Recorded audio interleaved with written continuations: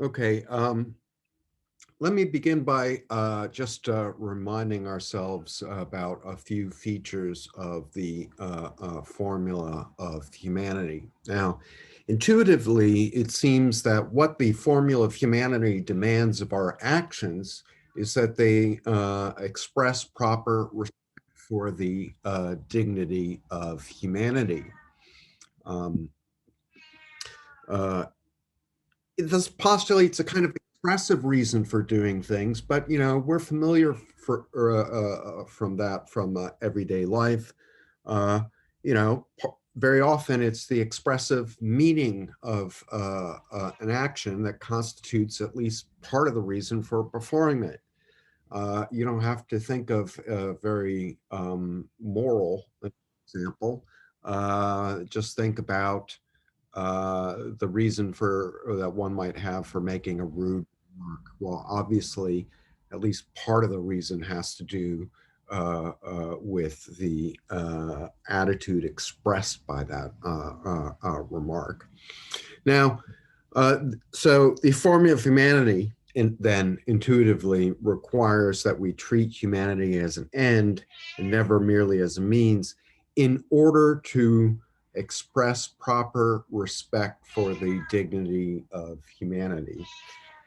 Now, notice one thing is to notice about the formula is that it doesn't forbid us to use other people as means. We use other people as means every day. You go to the post office to buy a stamp, right?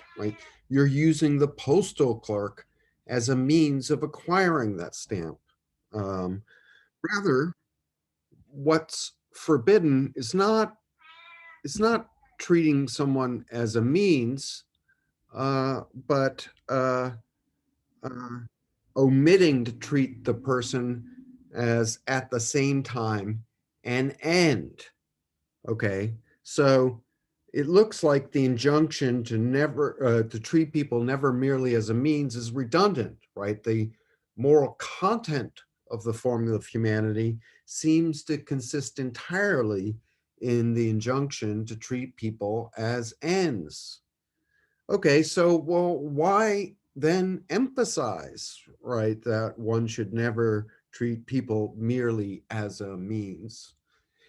I think the emphasis can be interpreted as a diagnosis of human wrongdoing, right? So, as human beings, we have a tendency to act contrary to duty, not because we altogether fail to value to value humanity, but we misconceive the kind of value that in fact has. So we, as human beings, have a tendency to place greater value on the objects of our inclination, which merely have a price or a relative worth, over the value of humanity, which instead has a dignity or an absolute worth. So this both complements and illuminates the moral point of the first formula. Kant observed that when we act contrary to duty, we will that the opposite of our maxim should instead remain a universal law, only we take the liberty of making an exception to it for ourselves. So, in acting contrary to duty, a person gives unjustifiable preferences to their own inclinations over the inclinations and needs of other finite rational beings. And notice when we make an exception to ourselves, we fail to express proper respect for the dignity of humanity in ourselves or in the person or of others. So we've exchanged something which has a dignity, right, for a mere price. That's the sense in which we've misconceived the value of humanity when we're engaged in wrong doing. Um, Now, okay, that so much by summary and review of some of the main points about the formula of humanity. What I want to begin to do today is I'll go over how to apply the formula of humanity And then I will talk a little bit about the third formula, and then I'll talk about the system of three formulas, or what unites them. Uh, and so that's where we'll be going from here. Okay, so um, now the general prohibition on suicides derived from in the expressive meaning of the act itself. Okay, recall, right, what the formula of humanity seems to present us are a certain kind of reason for acting, well, the kind of reason we might call an expressive reason. Uh, and so it's unsurprising when considering the prohibition on suicide in light of the formula of humanity, right, that he would focus on the expressive meaning of the act itself, and which Kant holds to be degrading to the humanity in one's own person. So in taking one's life, one fails to respect the dignity of one's own humanity, for you exchange it for the price of maintaining a tolerable condition up to the end of life. So notice, again, we get this structure. There's something which has a mere price, maintaining a tolerable condition up to the end of life. There's something which is a dignity, humanity, right? But you've exchanged the humanity for a mere price. Again, misconceiving the kind of value that humanity has. Now, in a way, focusing on the expressive meaning of the act deepens the case against suicide made on the first formula.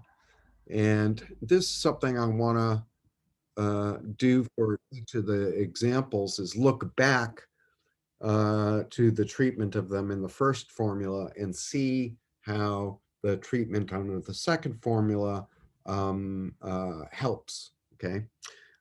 So remember, now Kant argued that since self-love had the natural function of furthering life, it's self-contradictory to suppose that there could be a system of nature that includes a law that under circumstances of more troubles than agreeableness, self-love endeavors to shorten life.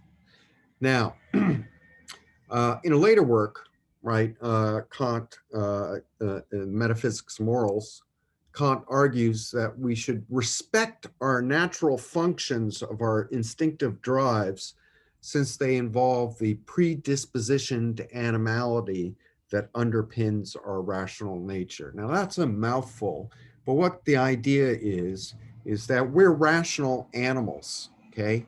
In order for us to exercise our intelligence, right, we need to exercise a number of other vital capacities, right? We need to breathe, we need to eat, we need to sleep, or so on, because if we can't do that, we can't maintain our life. And if we can't maintain our life, we can't maintain that which supports our rational capacities, okay?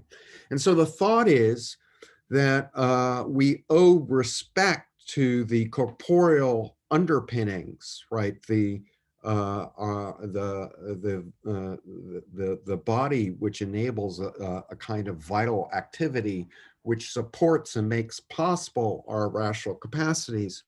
We respect, right, these features of our bodies just as an indirect way of respecting our rational capacities that they support and make possible. Okay, so that's the idea in the metaphysics.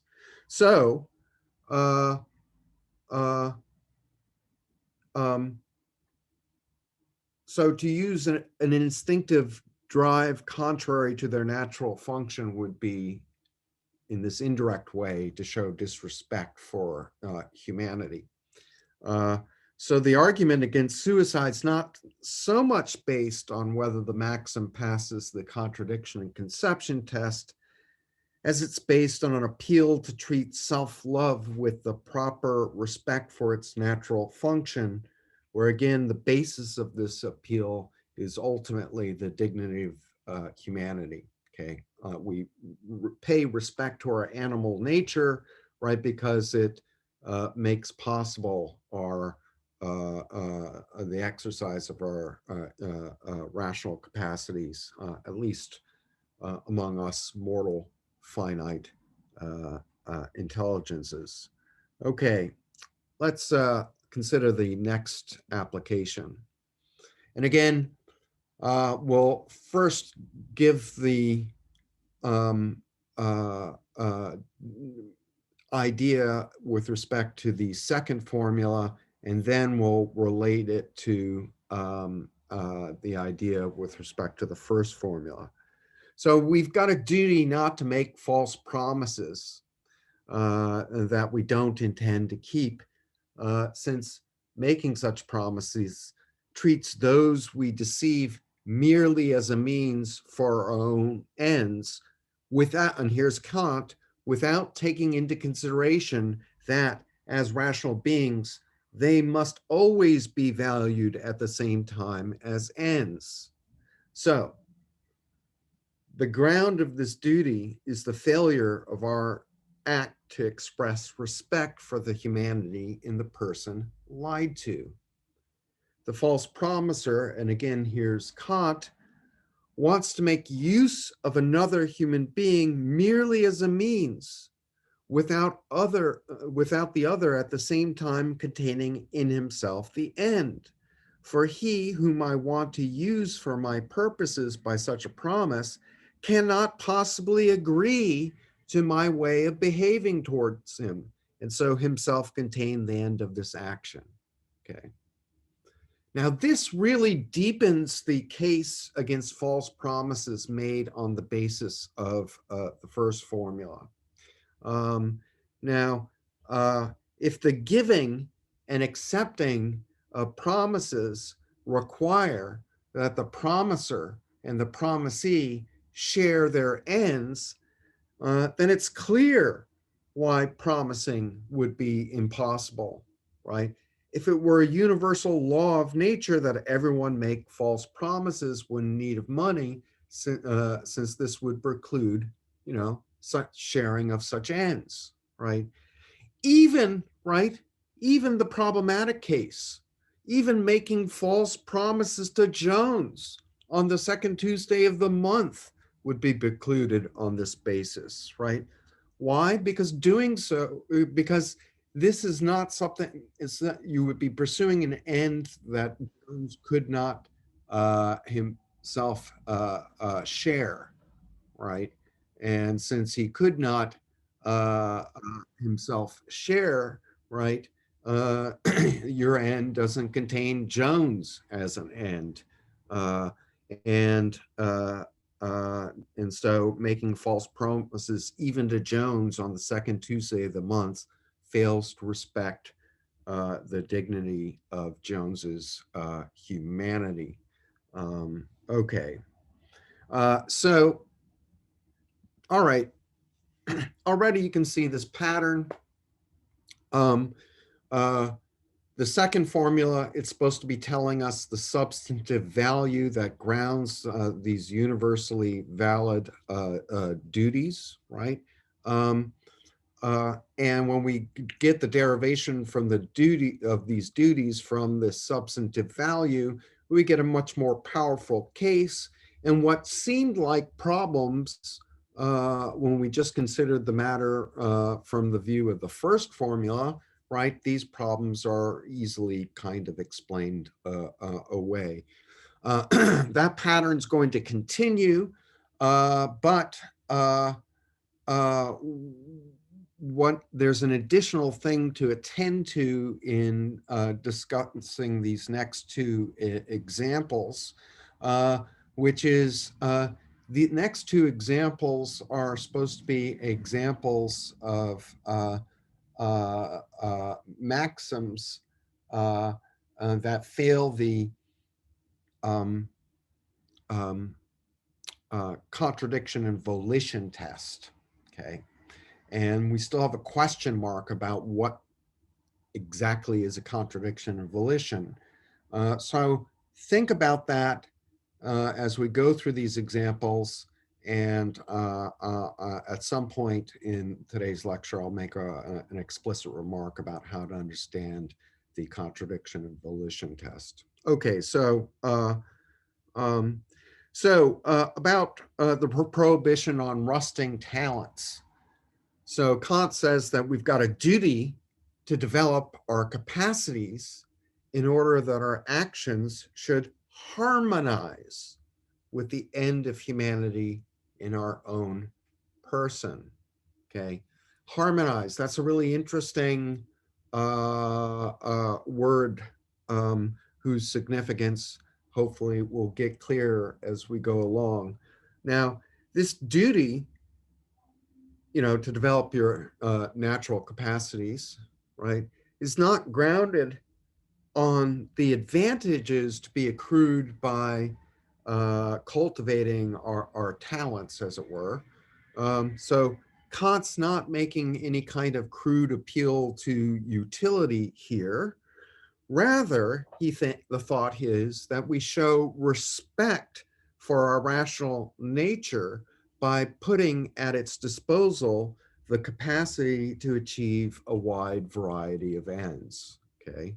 And it's that, right, showing respect for our rational nature by endowing it with capacities that will allow it to pursue a wide variety of ends.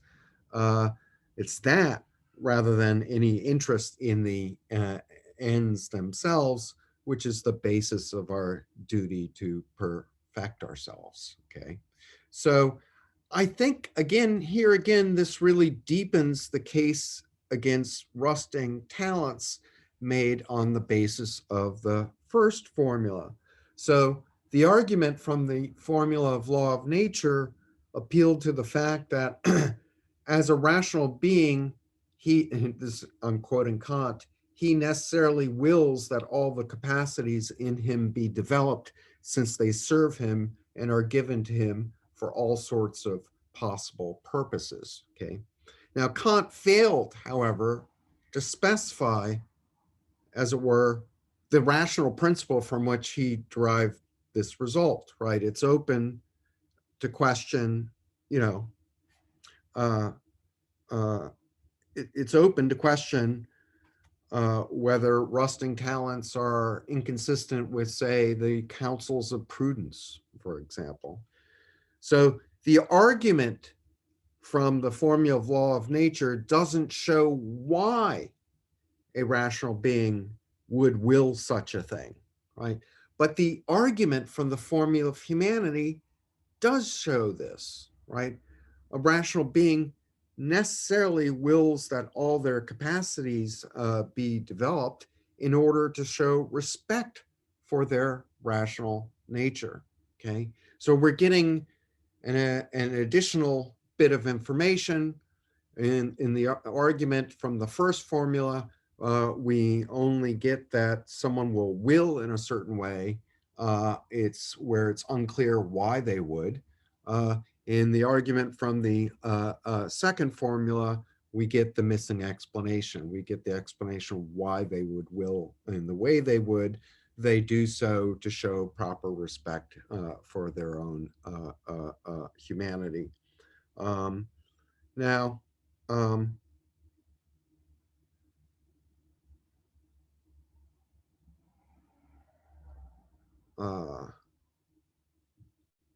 right.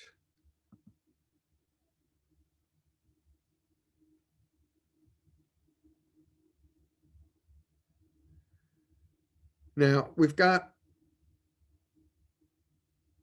let's consider the other argument that involved a maxim that failed the contradiction volition test, and that's the case of refusing aid. And here Kant's going to argue that we've got a duty to further the ends of others in order to bring our actions into harmony, again, harmony with humanity as an end in itself. Okay, harmony is obviously a metaphor, right? But he's repeating it with insistence, and so we should pay attention to it. Uh, some more explicit information we get about it when we come to the third formula. Um, now, so um,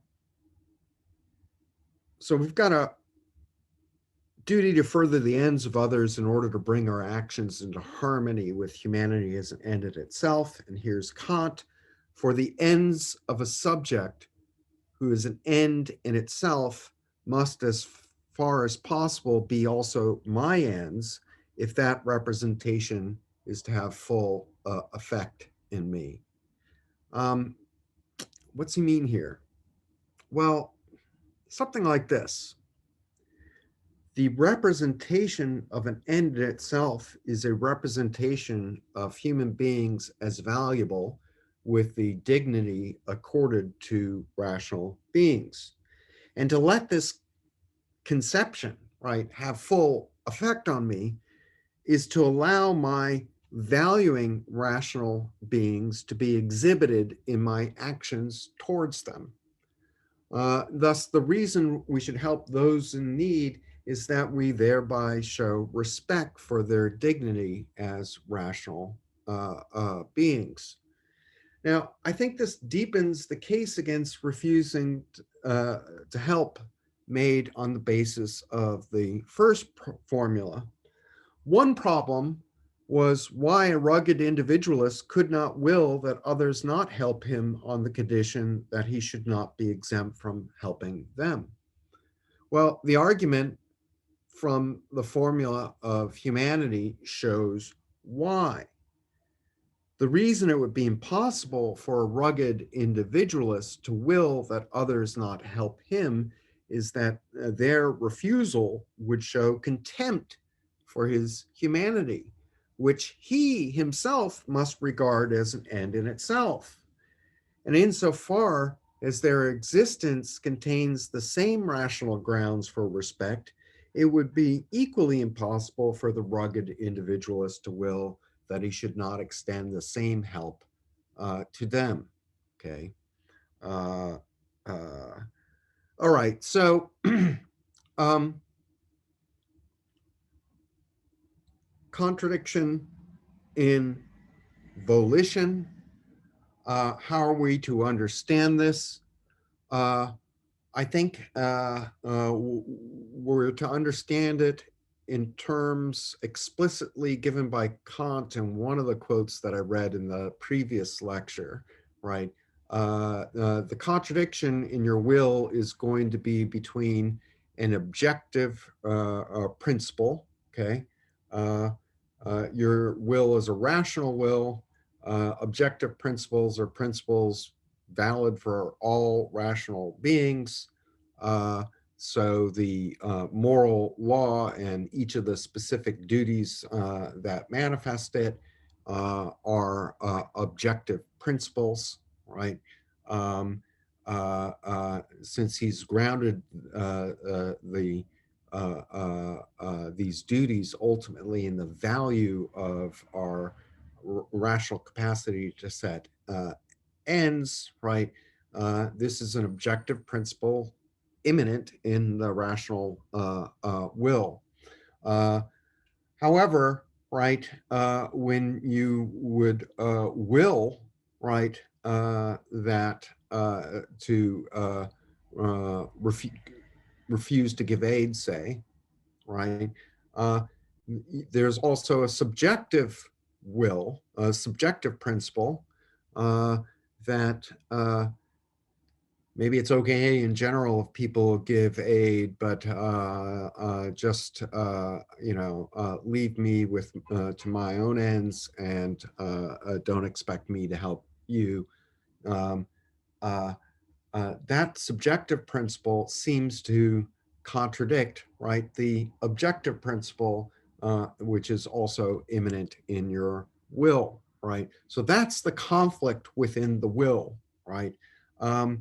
Now, in a way, it's not very useful as a test, right? Because really, in order to fully appreciate the relevant objective principle, right, you have to see the value that grounds it, and that's only given in the second formula, and the contradiction volition test is part of how you would apply the first formula. But again, this underscores the importance of how each of these formulas are providing an incomplete portrait of the moral law. In order for you to fully understand the moral law, you've got to interpret them in light of one another. Okay, so let's move on to the third. Well, let me just uh, um, um, uh, just say a couple more things. Now, um, um, uh, let's remind ourselves that the first formula that should be specifies, so not species, specifies the form of the law. And here again, what he means by the form is as it were, a formal feature, namely the fact that it's universally valid or universally applicable to all rational beings. The second formula is going to specify the matter of the law, right? The substantive value that grounds our duty, right? This is our rational capacity to set ends, and appreciating the substantive value that grounds our duty deepens the derivation of our more specific duties. Now, as we go into our the third formula, we know the first formula specifies the form. The second formula specifies the matter of the law. You might think, well, is it some third feature that's revealed by um, uh, uh, the third formula? Well, actually, it turns out no, right? What he says about this is it concerns systematic interconnectedness, okay? And I think there's two things he has in mind here. One is when you look at the derivation of the third formula, he's drawing on ideas that were raised in the derivation of the first formula and ideas that are raised in the derivation of the second formula, and combining them in new and interesting ways and showing how these ideas are systematically interconnected. That's one idea. Another idea is that really the Kantian moral vision is a vision of a plurality of rational beings in a community, okay? Um, you know, if the judicious spectator that we get in the sentimentalist tradition is an individual, albeit an abstract one, right? The moral vision in Kant is more focused on this plurality that's united in a kind of community. And that's something else he might have in mind. Okay, so let's begin by looking at the third formula. Again, it admits of two variant formulations. There's the formula of autonomy, the ideal of the will of every rational being as a will giving universal law. There's the formula of the kingdom of ends, act in accordance with the maxims of a member giving universal laws for a merely possible kingdom of ends. Couple remarks. First, it's the formula of autonomy in the quote given on the slide here is not formulated as an imperative, at least not initially, but it's easy to see how it might be. So in the lecture on ethics, Kant puts it this way: so act that by the maxim of your action, you present yourself as a will giving universal law. And that can sound very similar to the formula of universal law, but there's a crucial difference, right? The formula of universal law focuses on our obeying laws that are valid for all rational beings. The formula of autonomy focuses on our being potential authors or legislators of laws that are valid for all rational beings. Indeed, it's our status as potential authors of universal law that's ultimately going to be the grounds of our dignity. Now, consider the other thing I want to point out is that it's hard to see, maybe at least initially, how the formula of autonomy and the formula of kingdom of ends are meant to be equivalent. They seem very different. Okay, so that's something one would have to think about. A third observation. Okay, in the second section, the formula of kingdom of ends is doing all the work. Okay, that's the important formula for the purposes of this discussion in the second section. The third section switches gears and focuses on the formula of autonomy. Okay, so we're not going to talk about the third section here. Okay, however, subsequent thinkers who are more or less inspired by Kant, such as Christine Korsgaard, are really attracted to the idea of autonomy, and that's where they give a lot of attention to. So what I would like to do is this. First, just sketch for you what the intuitive idea of autonomy or autonomous motivation is, because it's important, because you'll find it in subsequent writers.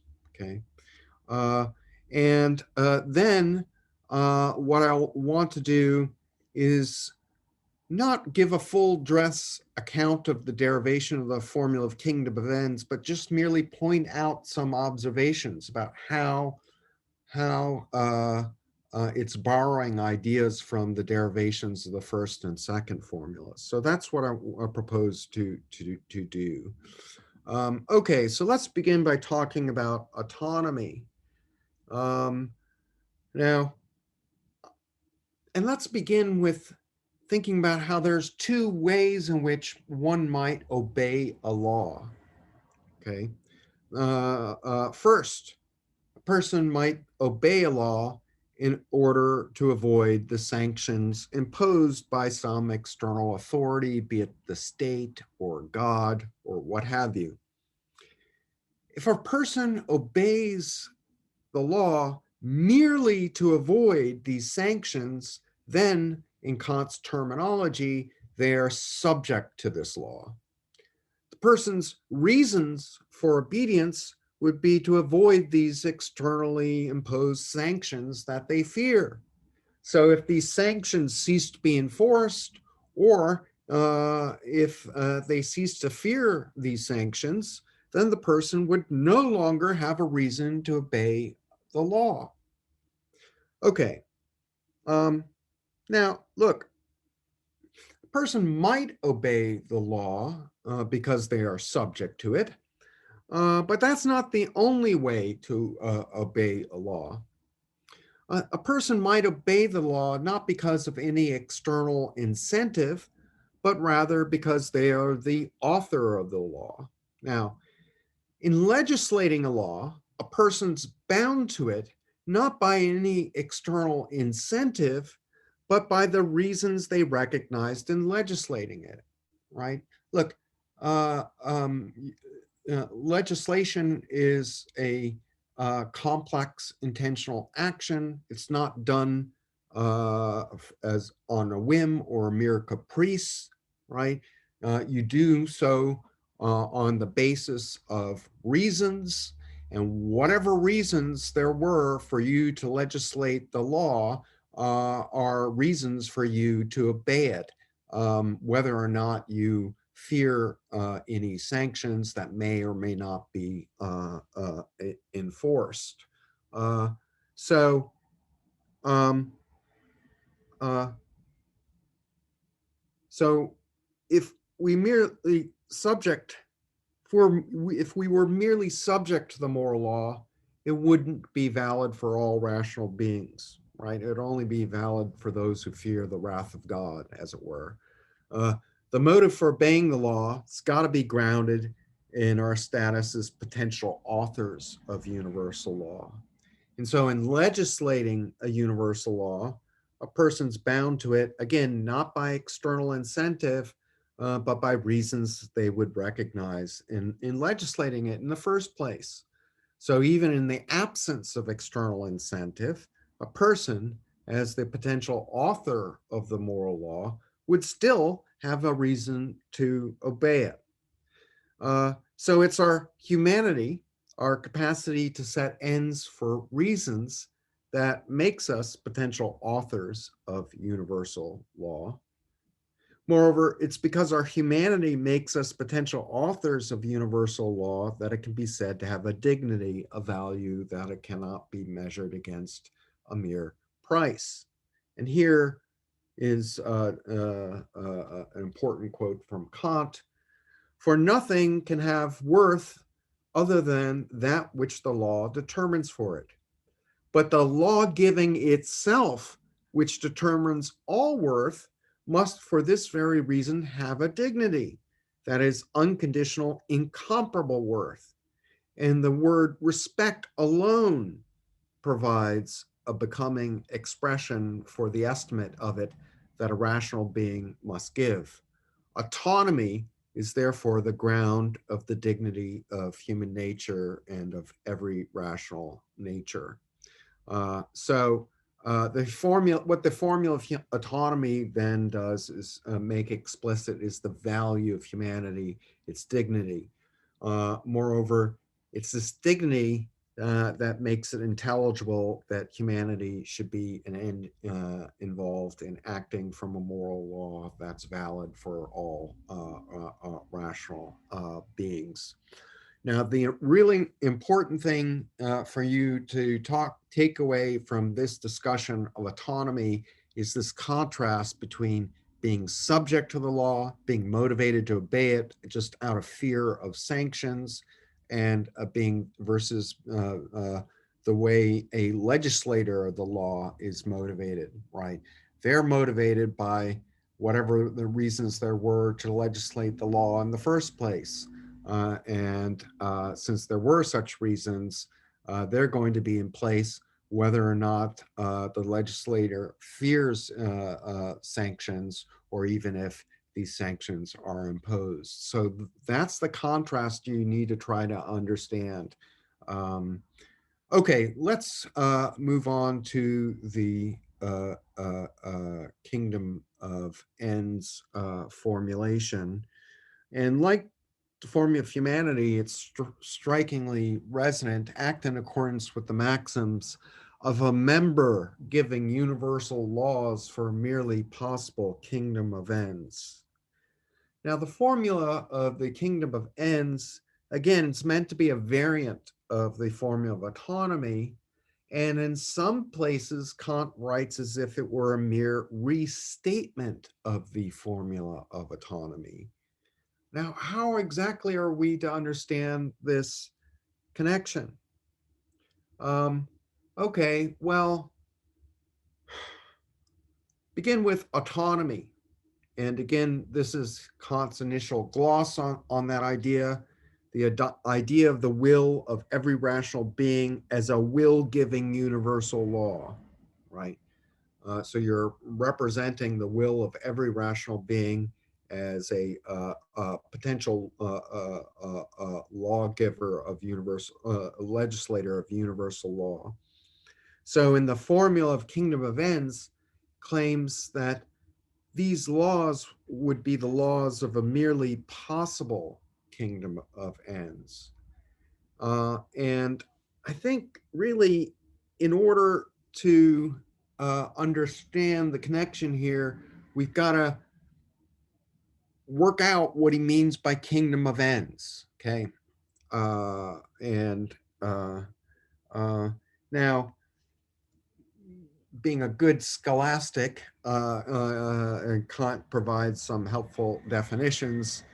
So Kant defines a kingdom as a systematic union of various rational beings through common laws. Okay, that's what a kingdom is in his technical term. A systematic union of various rational beings through common laws. So we've got systematic union of what? Rational beings. How? Through common laws. Okay, common laws are relatively clear, as are the plurality of rational beings. But what do we mean by a systematic union? Now, rational beings constitute a kingdom to the extent that their ends constitute a system. And to constitute a system, all the ends of the rational beings in the merely possible kingdom of ends, right, not only have to be mutually consistent, they have to be mutually compatible, but they have to be mutually reinforcing as well. So they've got to constitute a system of shared ends, and universal adherence to the laws of a kingdom of ends would result in furthering the ends of all rational beings in a kind of single, systematically united kingdom of ends. Now,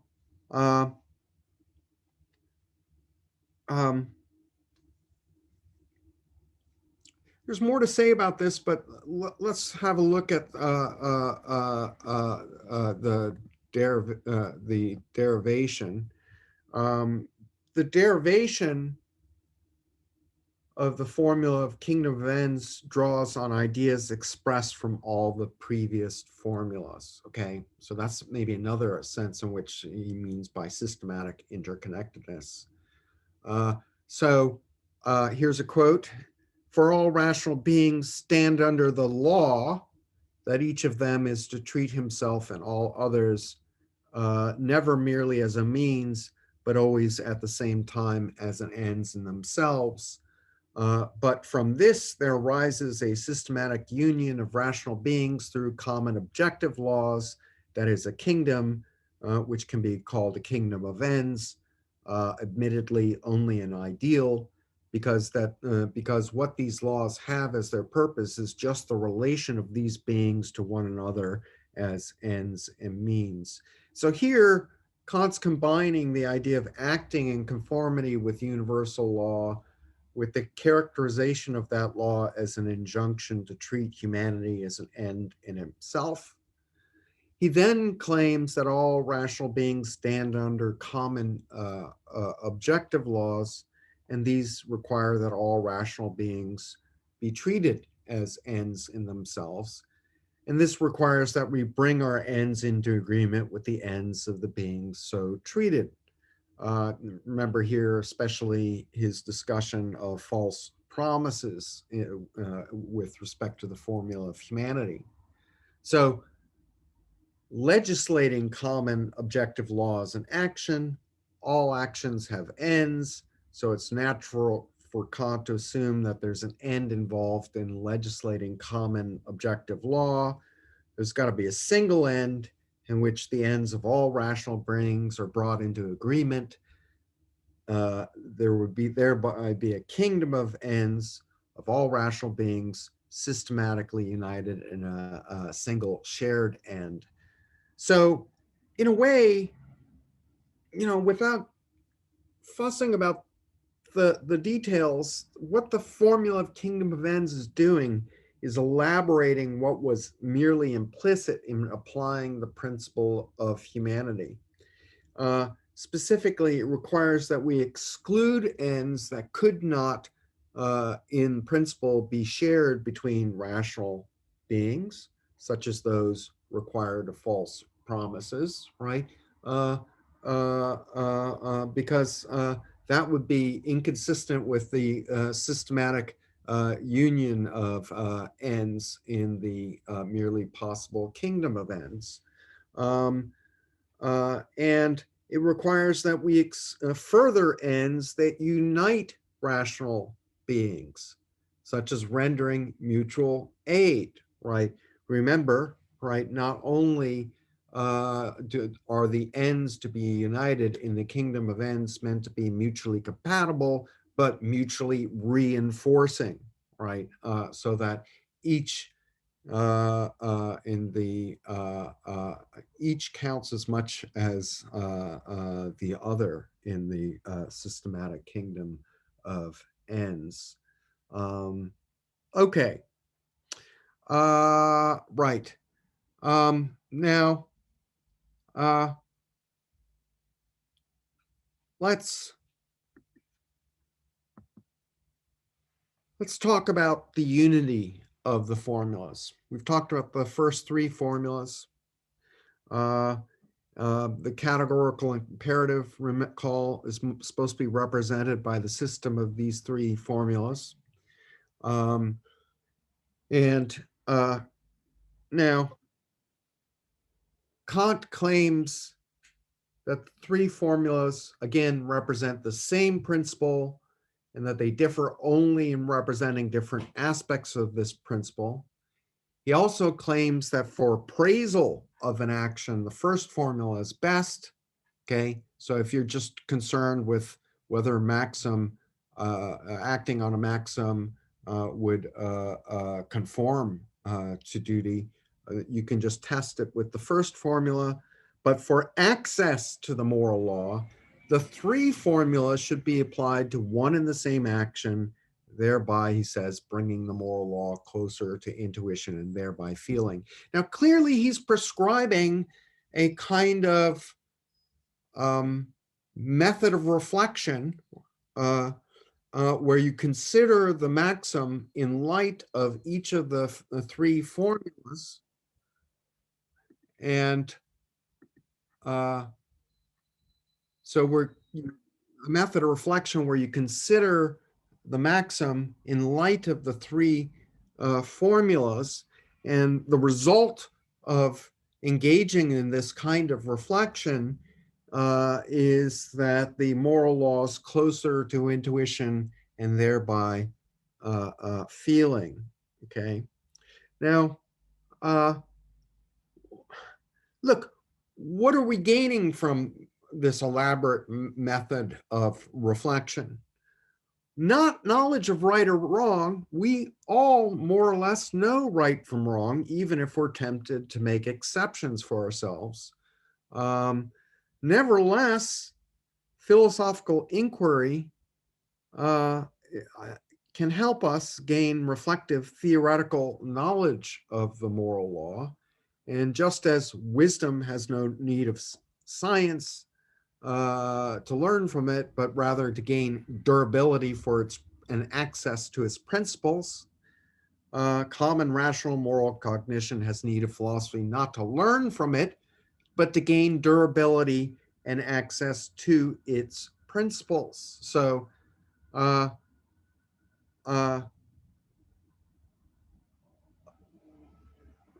Kant's arguing that whereas the first formula is best for the appraisal for an action, access to the moral law, the three formulas should be applied to one and the same action, bringing it closer to intuition and thereby feeling. Doing so is going to increase the durability of this principle and increase the person's access to it. Okay. All right. So, well, we don't yet know what he means by access, but he must mean at least this much. With the first formula as an external aid, a person has sufficient means to act in conformity with duty, but by gaining access to the moral law, by bringing it closer to intuition and thereby feeling, A person forms a strong desire to act from duty, even though there's no positive inclination to do so, or a strong inclination to act contrary to duty. And in forming such a desire, common rational moral cognition ensures as the durability of its principle. Uh, so I take it the durability of a principle is a matter of its degree and stability of its causal influence. So the increased durability of a moral law in a person's conduct, I think, can be explained something as follows.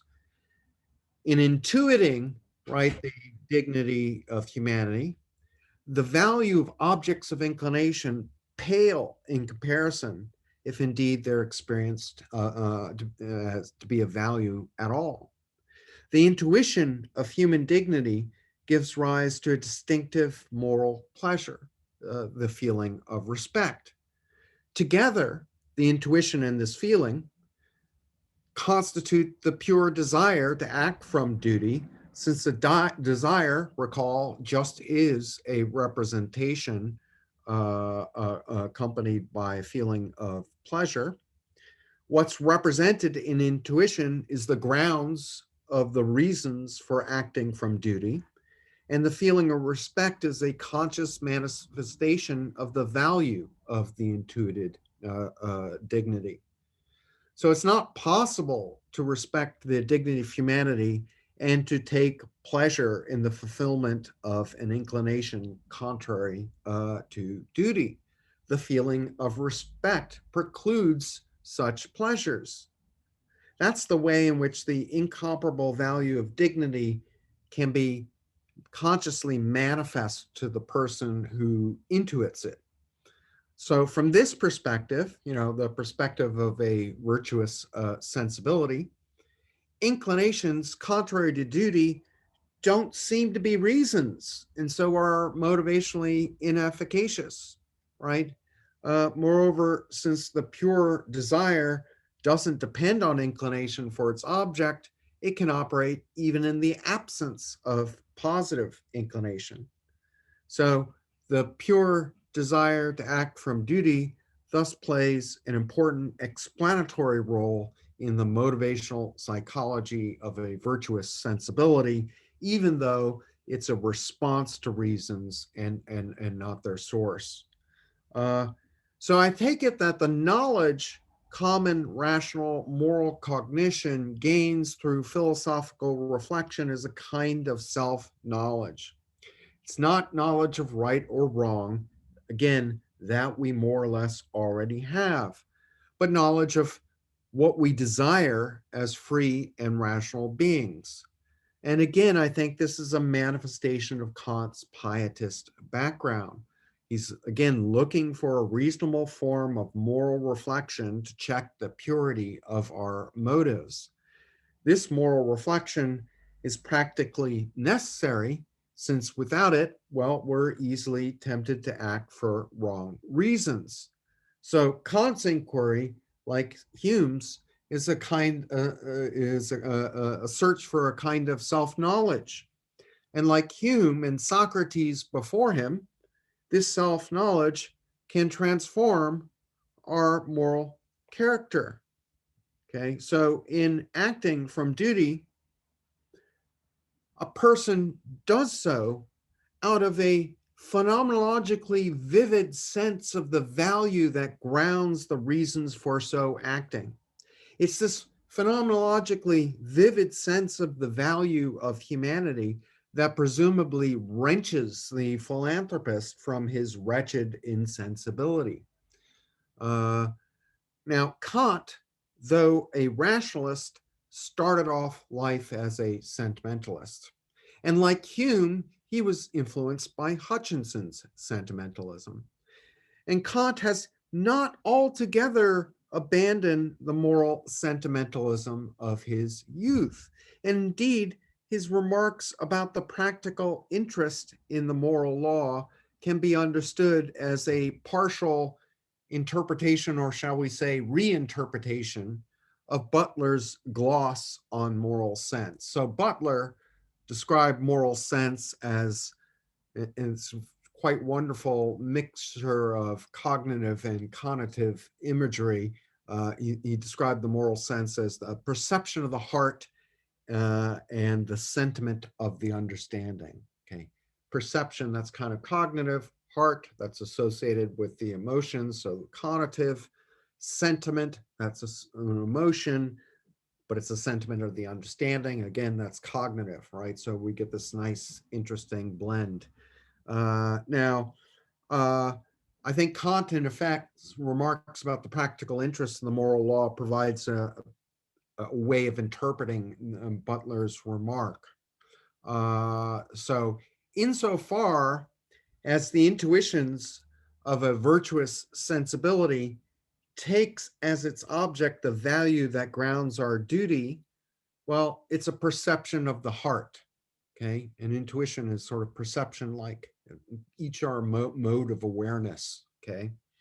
And insofar as the feeling of respect is part of the non-cognitive response to the reasons grounded in this value, insofar as it's self-wrought from reason, as Kant puts it, it's a sentiment of the understanding.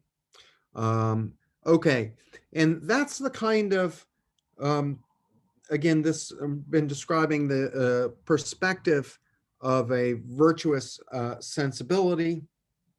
And Kant thinks that by engaging in a certain methods of reflection, that we can come to learn something important about ourselves, what we truly desire as free and rational beings. And when we do so, our moral experience will be transformed, and we'll come to adopt the perspective of this kind of virtuous sensibility, whose structure that I've just been describing. Okay, so that's it. I've put some additional information about the exam on the Moodle site. Please have a look at that. I'm a completist, so there's, in addition, a bonus lecture on section 3 in case you're curious. We will not be examining any of that material, only the materials from the first 2 sections will be examined on Kant. Okay, thanks very much. I appreciate it, and take care.